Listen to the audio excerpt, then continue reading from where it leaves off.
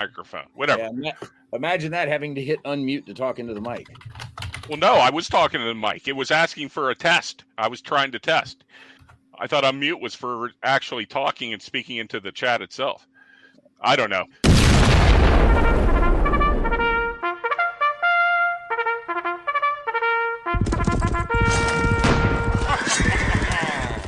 In any event, welcome, folks, to episode 10 of season 13 of Mission and Dispatches. We are getting close to the end of the season here. You know what that means. One, our holiday break, and two, it means we are getting ever closer to the Armchair Dragoons digital convention. That'll be here 17 to 19 January. So that is MLK weekend for those of you here in the U.S. Also, for those of you here in the U.S., that's the weekend right before the inauguration. As we are recording this, we still have no idea who's getting inaugurated. We'll probably know by the time you're listening to this. But as of right now, it's anybody's guess. We know it's not going to be me, and that's fine. But that weekend, we will be gathering online for the Armchair Dragoons digital convention, the ACDC, in 2025. So go hit our site. We've got all the details. There's the link to it all is right there on the front page, and we've also got the thread in the forums, all sorts of online games, seminars, panels, whatever. Maybe we get Jim to show up this time. Maybe we get Bryan to show up this time. But we're going to play all kinds of stuff online that weekend. And speaking of Jim and Bryan, I mentioned them both because Bryan is back again this week because we're going to continue our best of computer wargaming. Bryan, welcome back. Glad the microphone's finally working. Thank you. And then we've got Jim here to talk some computer wargaming because normally we bring Jim in to talk all kinds of Napoleonic stuff. This time we're going to let him talk other, not necessarily Napoleonic stuff, but I imagine you've got a few favorite Napoleonic war games on the digits as well, don't you, Jim? Well, I was about to say, I thought I was going to talk about Napoleonic computer war games, but all right, here we go. Well, but it doesn't have to be Napoleonics. I'm giving you an out. Should you want to talk about Field of Glory or something else? I see. You've got options. You have options. So when last we left our audience 2 weeks ago, we were talking best of computer war games, and we started down at the tactical level, down at the fairly low level, get in up close personal, stick bayonets and people, et cetera, et cetera. And we kind of ran out of time a little bit, but we didn't really drift too far up in our next echelons.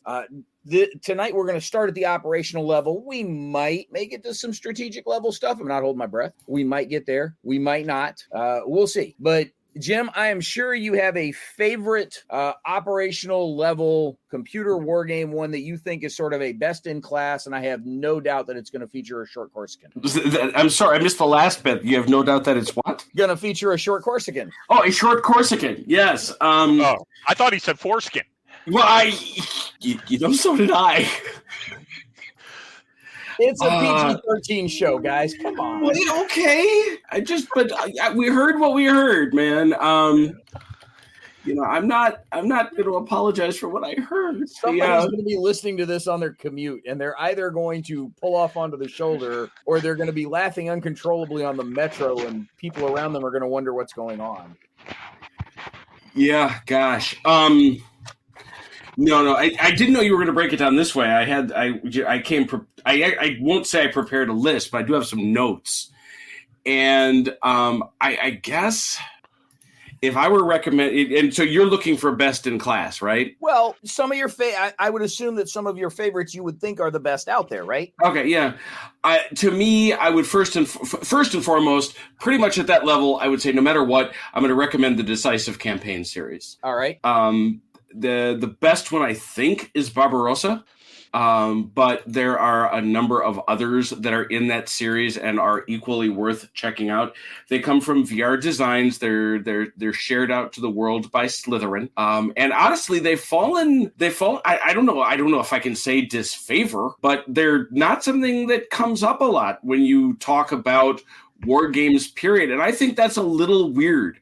Because I think their designer, and as far as I've been able to figure, it's a one-man shop. And he has done some really, really masterful games. Barbarossa is a blast to play.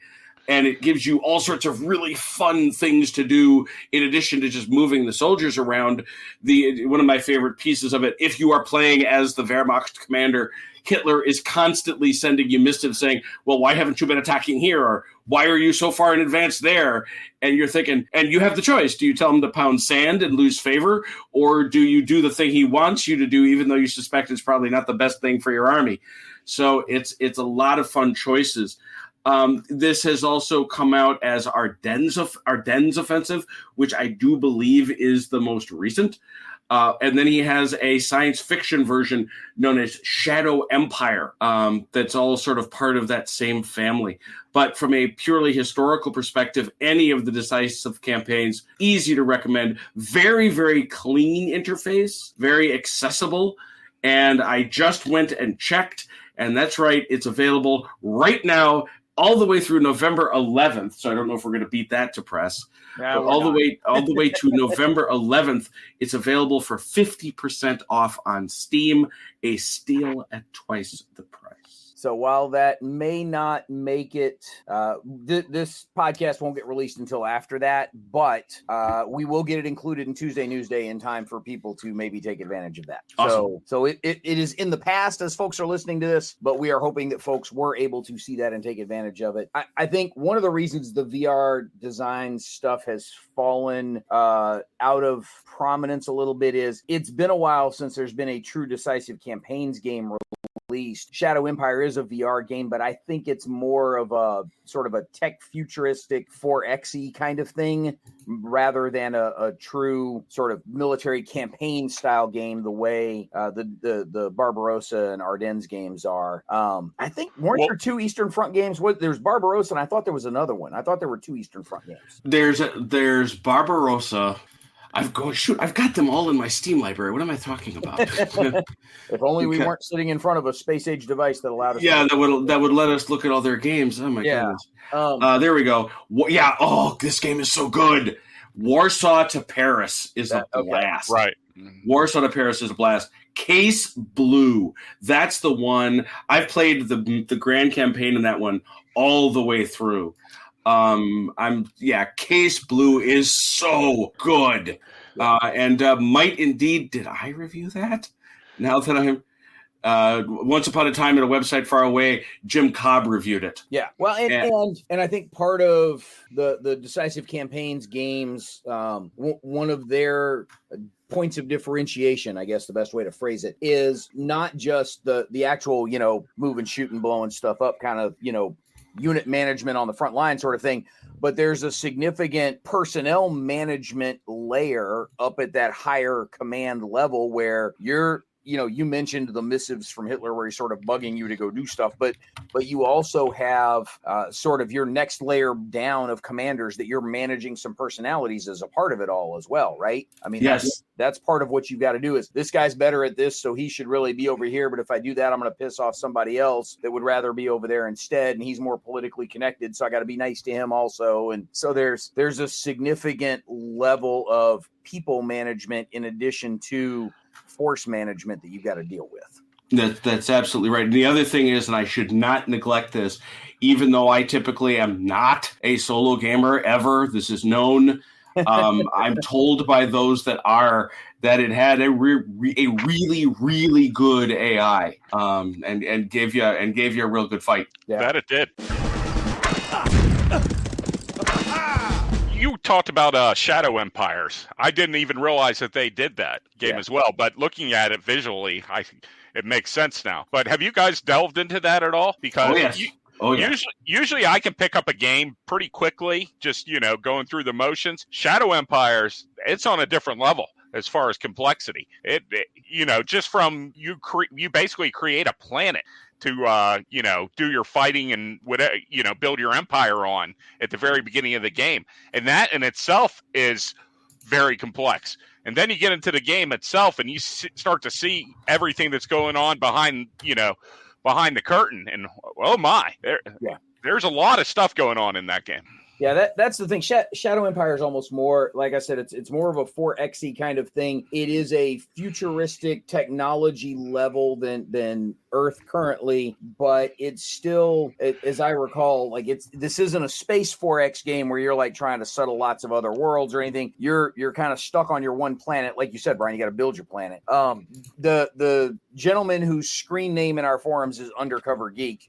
UCG has written some about Shadow Empire for the site, has done a bunch of different stuff on the site. So we do have a dedicated thread to it where he had some AAR stuff going as well. He's playing some other things now, but he's come back to Shadow Empire each time they release some new content for it. And so folks that are interested in that particular one, there's been a bunch of chatter about it over on our site, and it waxes and wanes based on when new content gets released for the game. And a lot of other things Victor does, the developer, one of the things that Victor does, he releases a ton of free content. Yes. That's important. Yes, there has been a DLC for Shadow Empire. I would also mention, and you talk about a game that this is one of those games that lurks in the back of my head, and I tell myself I really need to play. If you have never played Advanced Tactics, which was really the game that brought Victor out into, and I will not attempt, I assume his name is pronounced Reichkirch, but which is where we get VR from. This was his first game. It's now 17 years old. Dear God. Yeah, I was going to say it's been a while. Right? I don't even try the last name. Yeah, it's but this game, when I first played it, I realized what it was. If you're old enough, you remember a game that came out for the PC and the Amiga, which is where I played it, called Empire, where you were running they randomly built a map, and then you built units, tanks, planes, really rudimentary stuff, and marched them all over the planet. And it was a game of global conquest against the computer. This was the next evolution of that idea, was Advanced Tactics. And it is operational. It's not strategic. And it's just an absolute blast. And I remember playing a ton of it. He tried to adapt it to World War II, and I don't think it worked as well. I loved it as an abstraction.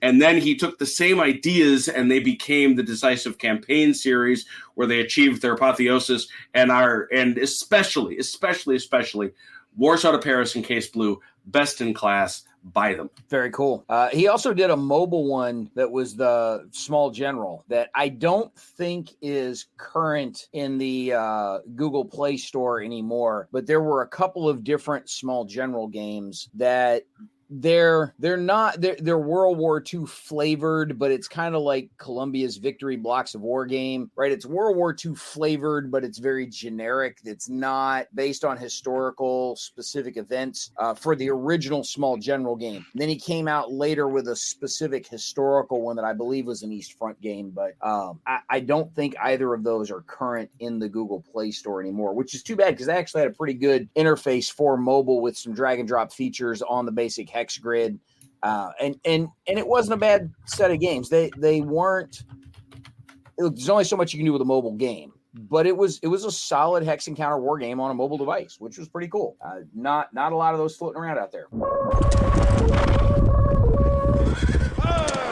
Bryan, what's operational level game you would like to bring up and talk about? I don't want to be shoehorned into operational since we touched on that last time.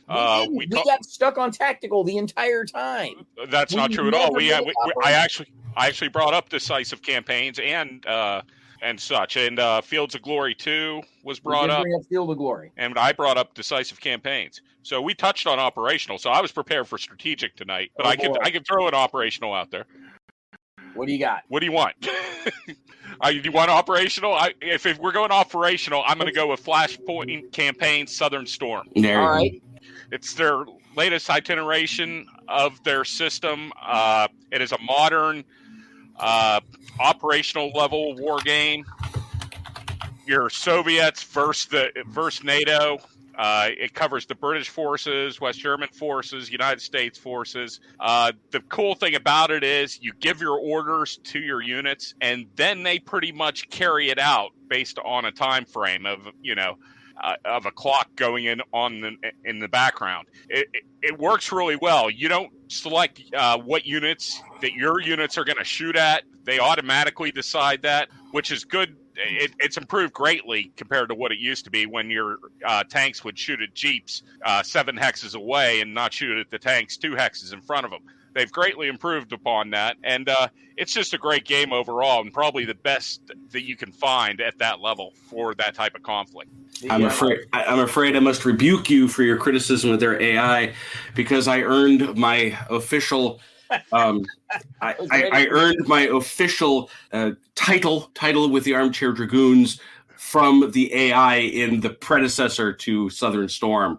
I guess it's full disclaimer, and Brant can say it with more. He can be more complete, but the developers there are absolutely friends of the Dragoons and regularly come down to Central Command at Origins and run games, run command post exercises with Dr. James Sterrett using this as their engine. And that's how I got to know the Dragoons, actually, was coming down to do that. And I was in a scenario that was designed, and I was assigned to helos. And I was giving orders to my helos, and I was telling them to defend a space. And I didn't know but all what I was doing, I will admit. And one of the developers, friend again of Dragoons, Jim Snyder, Captain Darwin, he was sitting there watching the computer run the simulation, and he was giggling his fool butt off. And I was like, kind of came up behind him and said, "What are you laughing at?" He said, "Nothing." And I said, "What are you laughing at?" And he goes, "You got this Kiwa that is sitting up behind you. It was hiding. It was low flying and it was hiding. And now it has exposed itself to all the world, seemingly solely for the purpose of wiping out Humvees. And it's up there just wiping them out." And from that point forward, Jim was given to calling me over during that scenario and saying, "Hey, Jeep Killer, come over here." And so I became Jeep Killer Actual, and I'm very proud to say, and I still have it, it is sitting right here, it is in my hand, the handouts for the scenario for next year. The flight of the recon flight of the helicopters became forever known as Task Force Cyrano. Yeah. On your behalf, there's not a whole lot more other than Jeeps that the Kiowa could kill. But well, no, and that was kind of his point. But no, I mean, in all seriousness, though, I just can only agree with what you said. It is, I cannot abide the derivations of ruse, whichever ones they are. You know, they come in 30,000 different flavors these days. Regiments, I guess, right? And Steel Division. They're cute, you know, they're nice, but they're not what I want to play. Obviously, this is the exact opposite.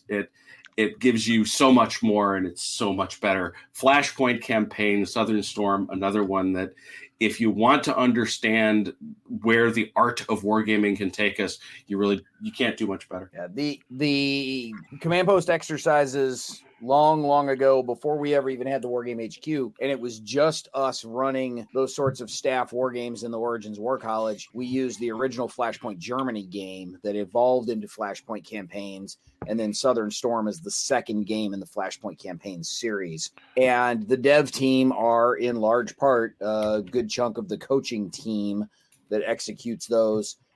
This was the first year that Sterrett had been back with us since before the pandemic. And so it's largely been just the dev team with Jeff Sugden taking the lead, but it's been Jeff and Jim Snyder and Rob Crandall and a couple of the other guys from the On Target Sims crew that are the command post exercise team. And they're the guys that mainly do those things for us at Origins. And it's a ton of fun. I mean, Jim can tell you, he's done enough of them.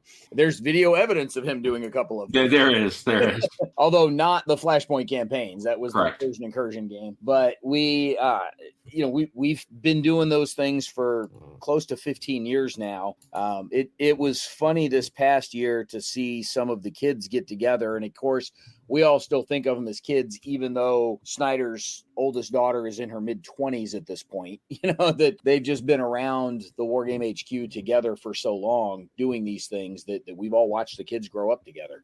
It's a great set of games for Bryan, you mentioned it, like a lot of the complexities of modern warfare. And although the games are set in a world that's almost 40 years in our rearview mirror at this point, the orders of complexity above where we were in World War II, right? The last time we had real tank combat in Europe, that with electronic warfare, with chemical warfare, with helicopters, with the rocket artillery, with all of the things that were much more highly integrated into those 1980s era armies, well beyond whatever was out there in World War II, made for a pretty complex game that takes a lot to master. You really got to work at it.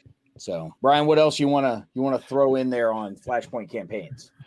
Oh, nothing else really. Have you guys heard of what they're working on? I mean, I've heard that the Middle East is coming up possibly. Have you guys heard anything as where they're looking towards next? The Middle East rumor was a complete one-off, just random off-the-cuff comment that Snyder made in a message board thread somewhere, and there were 2 or 3 of us that had been harassing them about it ever since. Hey, remember when you said you were working on a Middle East game? It's oh boy, I bet he takes that well. Oh, obviously, of course, as you know. Yeah, it's been a running knowing gag. him as I do. It's been a running gag for 3 or 4 years now that, hey, so when's the Middle East game coming? I do know that they've had a couple of professional military contract pieces they've been working on, because they did have a contract with the UK Ministry of Defense to do some adaptations of Flashpoint Campaigns engine for the DISTL, the Defense Science and Technology Lab, I think is what it all stands for, DSTL, over in the UK Ministry of Defense. And so they had been doing quite a bit of work on that for a while. Where and how that impacted their commercial development, I don't know, because I haven't talked to them in that level of detail in a while. So.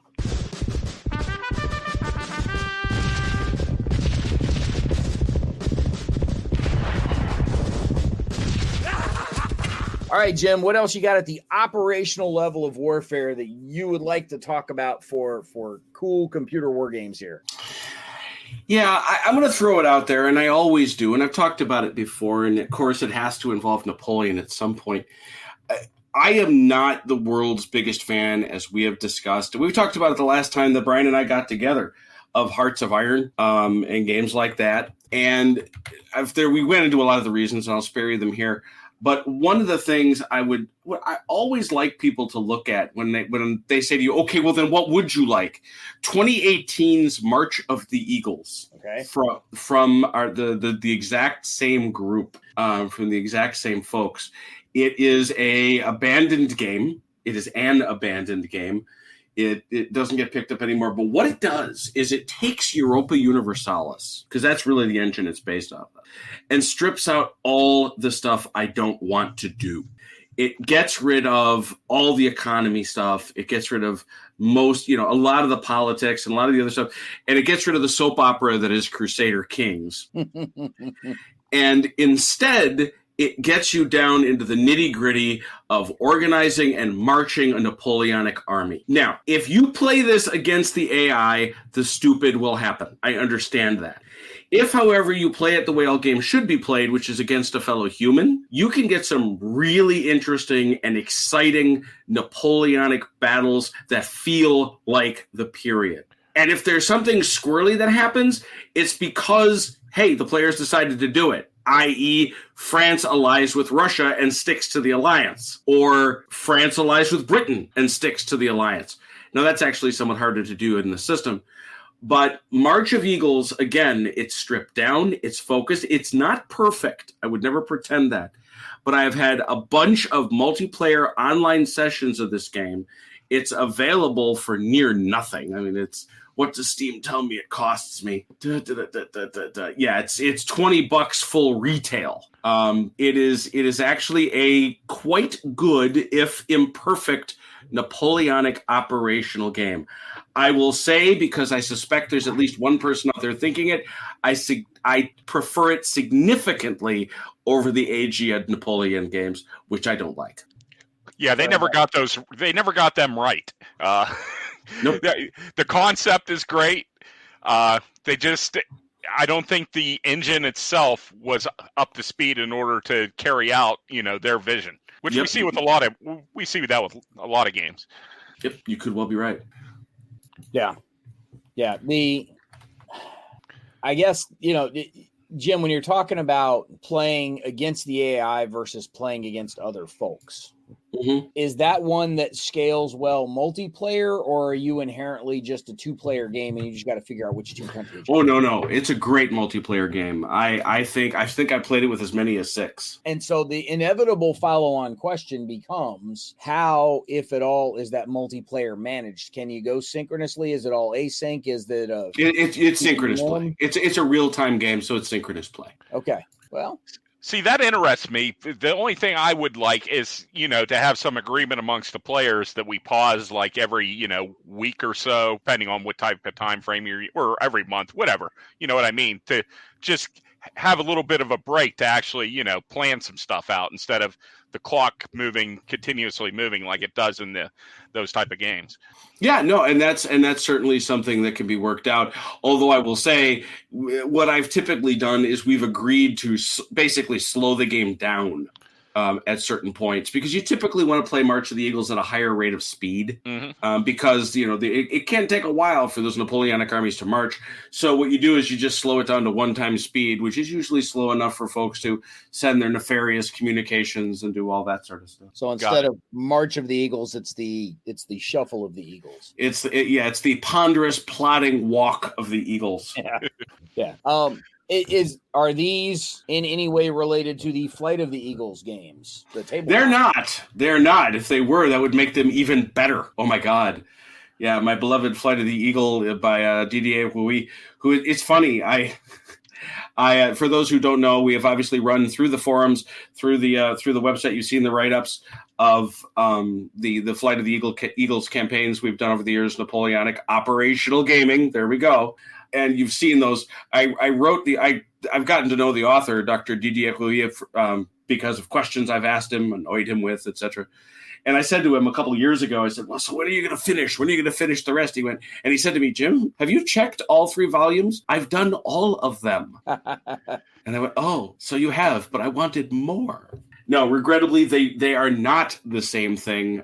Both, however, are one is priceless to me, and the other is very good. Fair enough. You made comment of the fact that you are not necessarily the world's biggest fan of solo games, and have in fact stated that opinion rather vociferously multiple times on the podcast over the years, and you've gotten yelled at about it every once in a while on social media as well, because there was at least one comment, and I was looking for it, where somebody said, that guy who says you don't have any friends, that's just so stupid. I can't believe people are saying that. So it was sweet. I missed that. Dang it. You've got some hate mail, and I'm just trying to figure out if it was over at the site or if it was on the podcast feed over at I will repeat my statement. I wish to reassert my statement. So I was in fact looking for it just to pull it up on screen for you to chuckle at. But Fie and be bother. I will continue to search while you guys continue to chatter about whatever operational level game Brian's going to bring up next. Brian's going to go into a strategic level, if you don't mind. All right, like Jim did. Fine. Okay, and don't laugh at this is your best PC war games. So, and it might sound like a joke, but it's not. And I'm going to say Total War Warhammer. Okay. At the strategic level, the AI is shocking. Well, first off, we all know what the Total War games are, where you're basically playing on a strategic map, moving your armies around, and when those armies fight, you go down to the tactical ground level and move your troops around and fight battles. But the strategic layer in Total War Warhammer, I don't know how many times that I am constantly shocked by how good the AI is. It's, if you can't do things where, say, you leave a city open, if it sees you leave a city open, it's going to move its army right in there. There's no doubt about it. It looks for you to make mistakes, and it capitalizes on them. Which is now at the tactical level, there are all sorts of little strategies you can find on the internet to how to set up your troops and how to draw their troops forward and to beat them. But at the strategic level, it is a very impressive, AI. The game itself also there are certain games where at the strategic level where if your nation is getting bigger and bigger, it's called blobbing, I guess, where you just become this unstoppable, powerhouse because you're just taking over more cities, you're getting more powerful. It kind of deals with that in that some of your opponents, you can't take over their cities because the environment isn't to your nation's liking. I just actually, and plus there are so many different countries that you can play in it from the Warhammer universe that it has such a huge replay value in itself. So I actually think it's one of the best strategic PC war games out there. I will say my son is obsessed with Warhammer Total War. He plays it almost constantly. He's, as you correctly say, he's always jumping into a new faction. I mean, I think they have about 100 factions. Seriously, I wonder what the actual number is, but it feels like 100 sometimes. And it is every one that I can figure out, even some minor edge cases within the Warhammer universe. But I'll say two things about it. One, I agree with you about the strategic level. I think it's the best they've come up with. It's certainly better than that in Napoleon, where it doesn't make a great deal of sense. But the other thing is, I will say something I rarely am given to say, and I said this when this game was released. The problem with Rome, with Shogun, with Napoleon, with Empires, is the combat at the tactical level made no sense. Finally, in Warhammer Total War, they got a type of combat where you just don't care about that. Look, it's a bunch of goblins. It's a bunch of vampires. It's a bunch of skeletons. How seriously should I be taking this? How big a deal should I be making out of whether or not it's got an accurate frontage or any of that other stuff? And so between the excellent strategic layer and its far more reasonable connection to the tactical level, it's the best in the series, and I don't think it's close. I think most of the other ones are stone cold trash. I like Empire. I do, just because I have an affection for it for some weird reason. I'll have nothing to do with the others. Yeah, I think one of its strengths is at the tactical level when your armies meet is the different units. If you're playing the older games, it didn't matter which side you were playing. The armies are all pretty similar. There's not a whole lot of difference between them, naturally. But in the Warhammer universe, if the vampire counts are taking on the dwarves, you're talking about two totally different armies and how to fight them at the tactical level. And that in itself, it just, makes it the replayability just so much more than the other games. But you were talking about the Napoleonic one.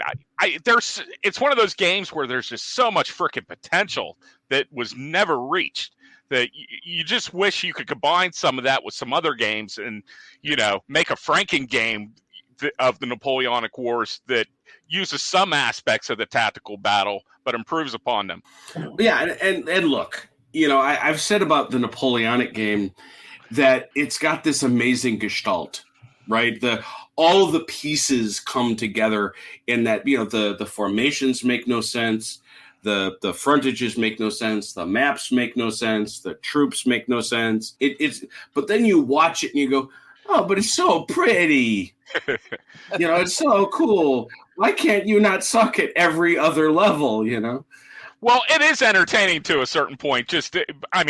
Obviously the visuals in it are very appealing, but it's pretty simplistic as far as, maneuvering. If it is what it is.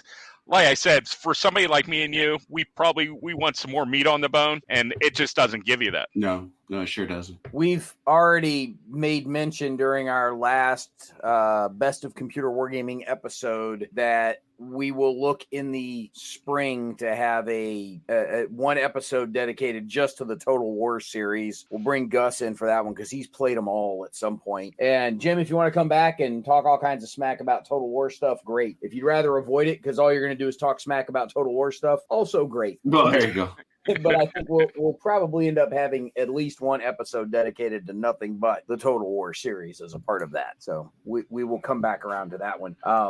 Jim, I'm going to bring it up on screen here, and it will be linked to the episode for folks down below that want to go look and see for themselves. But I do have, where'd we go? Let me go get a window here. What the heck? Oh, yeah, that's fine.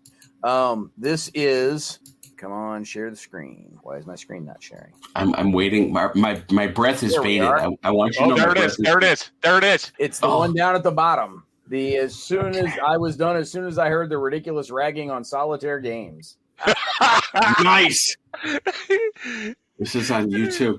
What is? I can't. Unfortunately, my screen isn't big enough to see it. What's the rest of it? I can make it big. I didn't even notice who said that. Who said it? Calls you an idiot twice. Get friends. Get some new material. That one's played out. That wasn't my selection for worst podcast comment, though. The whole point of War Games is to talk to people. BS. Even if you're playing face to face, that is only a point of War Games and not necessarily the biggest one. So, okay, hear me now. Believe me later. Everything you say there is wrong, except that I'm an idiot. I might be willing to stipulate. We need to get this guy on the show. Who knows? I'm not above that. I'll engage in that conversation. Everything else you say is wrong. The point of gaming is social. If you want to sit at home, you know what we call it when you're sitting there all the way alone in the dark playing with yourself. I'm saying we call it something. You go blind. Tell you. Yeah. So anyhow, I did think you would get a kick out of. I do. Fan mail come back. Love it. Maybe that's what we need to do. Is each episode just lead off with a little bit of fan mail from some previous episodes. Maybe we'll start that up in the spring. Maybe what we need is an AMA episode of the podcast, right? Stack up your questions. We'll do an Ask Me Anything, and we'll have our podcast guests jump in and try to answer. There you go. That might work. Maybe not. I don't know. The lucky 13th season of Mentioned in Dispatches is made possible by our fantastic regimental patrons who joined our Patreon at the top level. The Armchair Dragoons would like to thank Michael Sunborg, Andy J, Brigadier Gray, Joseph Knorr, Fred Stogg, Matthew Rowe, Chet Bell, Hellcat6, Patrick Garrity, Stagger Wing, Kevin Bertram, Mike Quigley, and Fred too. Their support of the Regiment of Strategy Gaming helps us bring you the best strategy gaming articles, events, and this podcast. You can join us as a Patreon supporter at patreon.com/armchairdragoons.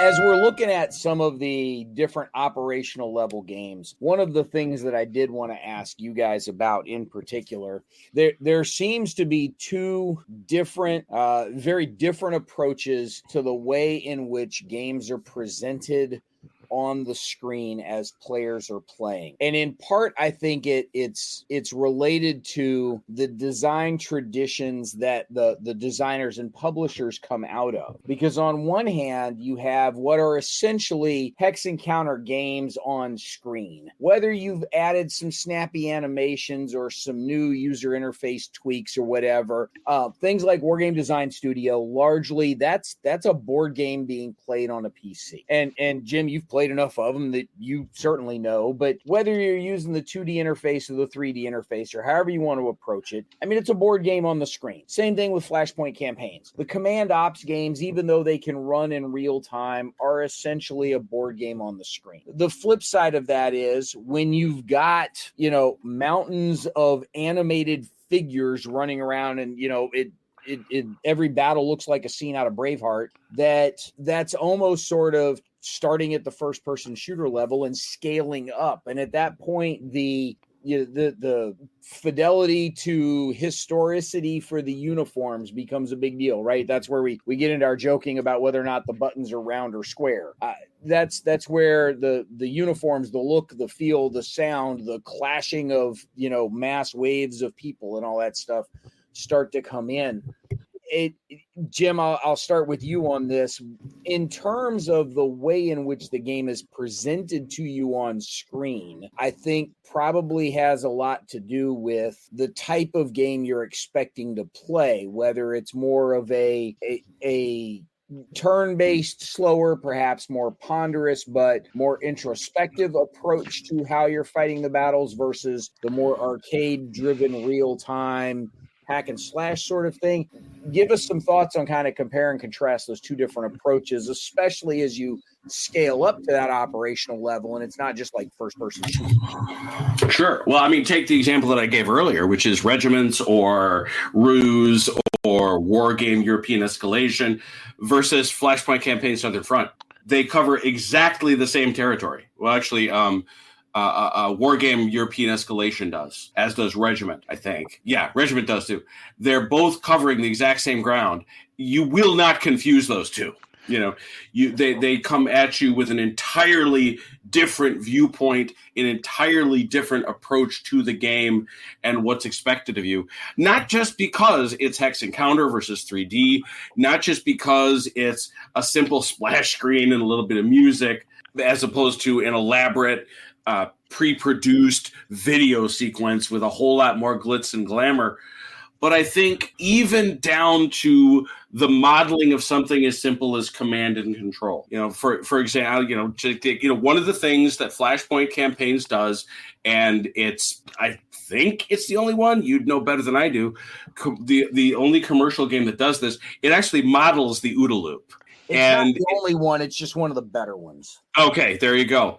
And the way it models the OODA loop is so dramatic. Is dramatic when you play enough Soviets, especially. Oh my God, you will sit there and go, "Were you going to move today?" I'm just curious because I'm trying to run over these Americans or these NATO forces before they can send reinforcements. And right now they're shelling the snot out of me. The point being, if you are playing escalation or regiments and you right click or you left click, you expect that guy to go there, period, full stop, away he goes. You do that in Flashpoint, doesn't work that way. And sometimes you'll be clicking on a guy going, "Why aren't you moving?" And you'll discover that the computer has a very specific, detailed answer for why it's not moving. And I completely understand why some people get into Flashpoint campaigns and go, "I'm not doing this." I am not. I love it. I know. I suspect the three of us love it. We would love to play it. But I absolutely understand why somebody goes, "Hey, I want just for the love of God, I want these Soviet tanks to go over to that corner and go shoot that dude," Well, and I think part of that is seen in the difference between it's Flashpoint Campaigns that the UK Ministry of Defense calls up and says, "Hey, we need some stuff to be able to use at the distal," and they're not calling up all those other people. Right. So I think that gives you a sense of which one is more true to the expectations of what modern warfare is likely to look like. So for whatever that's worth. Yep. Yeah. Yeah. So, Bryan, do you have any thoughts on kind of the differences there in the way these things get presented to you on screen? Well, yeah. When we're talking about a game like Regiments, I just get the biggest kick out of the fact that they spend all this money, with these graphics. You could zoom all the way in, see all the detail on the tanks and everything. It's all, beautiful looking. But the way I wind up playing the games is I'm zoomed all the way out and I can't see any of that detail to begin with. Yep. Because in order to know what the hell's going on, you got to be zoomed out. So it's almost the amount of detail they're putting into the game, almost as far as graphics, almost seems pointless. Because I'm not. I got to know what's going on. 3 kilometers away. I don't want to zoom right in to see my tank shooting at another tank. Necessarily. I don't know. People seem to love them though, but I'm not a big fan. Oh goodness, yes. And as you already discussed about the command and control, you basically point and click, and your units are going to start going that way. The most you're going to do is decide how fast they get there, possibly. But which is totally different from something like the Flashpoint campaigns, where, like we already discussed, you're not exactly sure sometimes how your unit's going to get there, when they're going to leave. There's other games that have tried to do this as well. The Scourge of War. Am I saying that right, with the Gettysburg games? Yep, and the Napoleon games? Yep. Mm-hmm. Where that game becomes beyond frustrating because I'm not even sure the computer knows what it wants to do. You give orders to your units to do something, and if they get actually carried out, that's half the battle of the game, is trying to get them to do that. So I But I'm one of those people who enjoys the challenge of something like that, more so than just pointing and clicking. At the basic level, if you're just trying to teach tactics, at the basic level, using something point and click and there your units go, that's fine. But warfare in itself is inherently much more complex than that. Yeah, no, and I think too that it's interesting you say that, because Scourge of War, a game of which I'm basically pretty fond, especially the Civil War one, the Napoleonic one failed for reasons others have identified. I won't say failed, but was more limited. But I think Gettysburg was a fun game as long as you kept yourself at a brigade or below. Right. When you started telling divisions to take orders, you did indeed wonders, where exactly are you going? And that goes to delegatory, if that's a thing, AI, AI that you're allowing to delegate to troops. Whereas in games that are more directly to the point, obviously, I would be remiss if at some point during this podcast I didn't again mention, as I always do, Wargame Design Studios. Yes, I will. They're much more hex encounter driven, click and move systems. Yes, they give you it's true. They give you a great deal more control. Now, it just came to my head. The first war game that I can remember where you would give orders was a Waterloo game. Oh, dear God. Yeah, I know where you're going. You would give orders, and you would see the horse run off. It's very foggy in my brain, but I know there was a game, and this was a long time ago. Oh, yeah. No, there was a game for the Amiga that came out for the PC called both Austerlitz and Waterloo. You gave the order, and then you saw they sent you text as to what happened, and then they showed you graphically the result. And knowing me as I know you both do, how much it meant to me to be able to go, okay, this is a Napoleonic game that's played like Napoleon people did, And I want to go on the computer, as true Napoleonicists did. As they did. Damn right. This is the best. And it's got squares, and it's got lines, and it's got cannon. What happened? It was just 15 minutes. Why has this all happened? And it couldn't come up with a credible accounting of it. No, that's a hard thing to do. I mean, to Brant's question, user interface. Well, I start here. Game design is hard. We know this. And if you've not designed your game well, once you've designed your game well, now you've got to think about your user interface and your presentation and how you're going to reach people. And at the operational level particularly, I know what people think they want to do, but what are you including? What are you excluding? And is there a better example than Gary Grigsby's War in the East? I mean, if you've not played it, do I say you should? Look, you've got to have the money for it, okay? Because it's never cheap. You go out and you play it, and I'll borrow Bruce Garrick's line. They tell you almost nothing what's going on under the hood. But, oh my God, you can order individual planes on the Eastern Front. And you can do that. You can tell this Junkers 87 to fly this sortie to the... Are you kidding? Yeah. You can do it. Think of the insanity of that, though. I know. You can make pickle flavored soda too, but why would you? Right. Well, it's I can never decide. I know it's not for me. I know it is not for me. I will always play a decisive campaigns probably first, and then I will play a Panzer Campaigns game from Wargame Design Studios. Pick it up at a convenient website near you. I will play one of those first, but I admire War in the East. I just can't. At a certain point, it stops being fun, and I don't want to play it anymore. Yeah, I think one of the things that War in the East and the other games in that series, although War in the East is the most expansive of them, so it becomes kind of the exemplar for all the others. I think one of the things that War in the East clearly demonstrates is why you need a staff, right?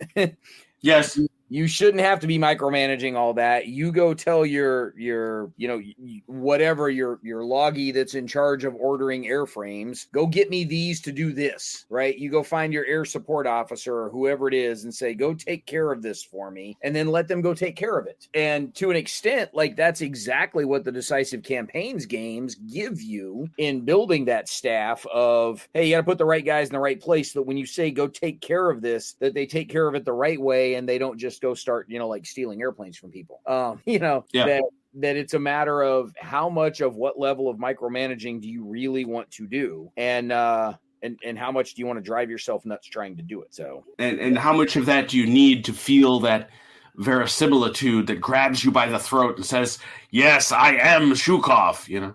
Yeah. And let's not forget about War in the Pacific either that he did, Right? which that might be more expansive. I mean, it's nuts how much that covers. I've gotten to the point where I've played smaller scenarios because I really think that's what it's best at. Playing out the Guadalcanal campaign or something of that nature, rather than the entire war, which it's just overwhelming. You have to have a lot of time on your hands in order to do that.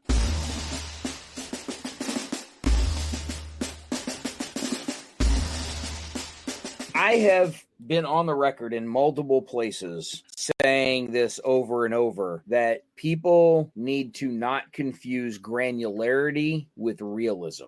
Right? It is not. It is much more granular that you get to manage individual airframes and individual missions when you are a theater level commander. That is granularity. That is not realism, because that person at that level would never be doing that task, that level of management, unless there was some particular high value target. Do not doubt for a second that it was at the national level that they managed the flight of the Enola Gay. But that was a very specific case. That's not random dive bombers, going after individual tanks somewhere near Kursk. So I've been on this high horse many, many times over the years. I have no doubt I'll get on it again at some point. Granularity does not equal realism, and vice versa. I agree. The one of the big things in strategic games is, for example, is deciding which weapons you're going to build. Some of the Civil War games, you decide which rifles, a specific rifle type you're going to build, which specific cannon type you're going to build. And to be honest with you, if I'm playing a strategic level Civil War game, I don't want to have to worry about which rifle I'm going to build. I really don't want to have to deal with the intricacies of an economy that's might or might not be realistic depending on your game system. I don't know. You add so much minutia into the game. Like you said, it's not realistic. You're not going to be making those decisions. Well, I think in some cases for it, in terms of pure gameplay, what they are trying to accomplish is to figure out which appropriate limiting factors they can put on you at a certain level, but within the context of the game, still give you as the player some level of agency to affect those decisions, right? As in terms of procurement, you're not just merely getting the kinds of rifles that some random flunky at the headquarters ordered you, that you've got the ability to sort of pick and choose. So you're not just getting stuck with something, you're getting to pick what it is that you're going to end up using. So if those turn out to be the wrong decision, it was your decision and not just something that you got dumped on you by some faceless AI character. Well, I can even give you one better. In the game U-Boat, you had to decide which food to stock on your U-Boat. I want to be out there sinking ships, doing U-Boat tactics. I don't want to be deciding between sauerkraut and Weisswurst. Some of the decision like that just doesn't make any sense to me. In the particular case of U-Boat, Jim would like to be plotting his voyage on the map. I'm pretty sure, I'm going to guess, I guess I should guess, you're talking about the PC game U-Boat, yeah? Yes. Oh, yeah, that is different. That is different. The joke. Sorry, I'm roasting up the joke on that. Yeah, I did, when I did play U-Boat, the board game, I did want to play on the award-winning map. And I looked frantically and furtively... frantically. I looked frantically through the box for the map and didn't find one. It was weird. Yeah. Well, you got to tell me more than this. I just wanted to poke the bear a little bit. Brian, go listen to the CSR. There's got to be at least 7 podcasts where I address this question. It's primarily the CSR episode where U-Boat won like 14 different awards, including best map for a game that doesn't have a map. So it can be found, I think it was the 2021 CSRs. So that episode, I think we recorded in 2022, but either way, it's an older CSR episode from back in the days before Ardwolf had taken over the CSRs and was the chairman of that board. But that's where that comes from. Yeah, but I mean, and U-Boats, the PC game released by Deepwater Studios August of this year is as good an example as I can give of something that I want to make clear. And I even think this about solo games. Okay, I want to be clear. If you want to play solo games, I think it's weird, but of course you should play solo games. You know, if that's what you want to do, you know. I'm not the gym police that's going to show up at your house and say, wait a minute, I brought friends with me. We even have beer and snacks. Let's play a game. You know, play a solo game. It's the same with this. I never want to play a game like U-Boat. Not ever. This game has conversation trees between the captain and the crew. I'm not doing that. That's my day job, talking to disgruntled people. You know, people who've had their gruntle removed surgically. You know, I'm not doing that. And as you correctly say, I'm not going to pick your food. I want a submarine. I want a crew. I want a sonar array. Send me out to the high seas so I can go sink some shipping. I played Silent Hunter 1. Let me go. Let me go. What are you doing? And there are so many games that are like that want to tweak this. Her Majesty's Fleet is this way. This is a game that made me absolutely angry. It's actually Her Majesty's Ship. Forgive me. Okay. Her Majesty. It's the same way. Okay, you tell me a game, Her Majesty's Ship, and you show me pictures of a cutaway of a ship of the line. I figure you're taking me to Trafalgar, not having me play The Sims on a boat. Yep. It's just, and now, if you like that and you want to play it, great. Enjoy it. Please, I'm serious. But I'm not gonna, and I'm, you know, it's weird. And people have been trying to do this. They're exploring different avenues. They're trying to get us to think about games in a new way. That's fine. I enjoy it. I enjoy that the world is expanding that way. It's just not for me. As we are recording, we're a little over an hour here. We're going to start winding this down some, although it wouldn't be hard to get Jim and Bryan going for at least another hour on this same topic. At a certain point, somebody named me has to edit all this stuff together. So I'd rather, you know, save a little bit of time being able to do that. All right. Well, then I'm gonna squeeze this one in. I gotta shout it out. Please, if you're at all interested, go take a look at Napoleon's Eagles. Napoleon's Eagles. This is a retitling that was done for legal reasons of Mark McLaughlin's Avalon Hill classic, War and Peace. It is a strictly operational game of, shockingly enough, the Napoleonic Wars, and it is a hex encounter game. It plays like a dream on the PC. I will tell you this, and this is something I know I've talked about in this podcast before. There are a lot of games that have BS rules overhead, that have just wildly excessive rules overhead. Squad leader, I'm looking at you. And when you see them automated on a computer, you go, that's it? That's all it was? These 6 pages of rules came down to a single click and a die roll? Get out of here. And this game makes a masterful case for that.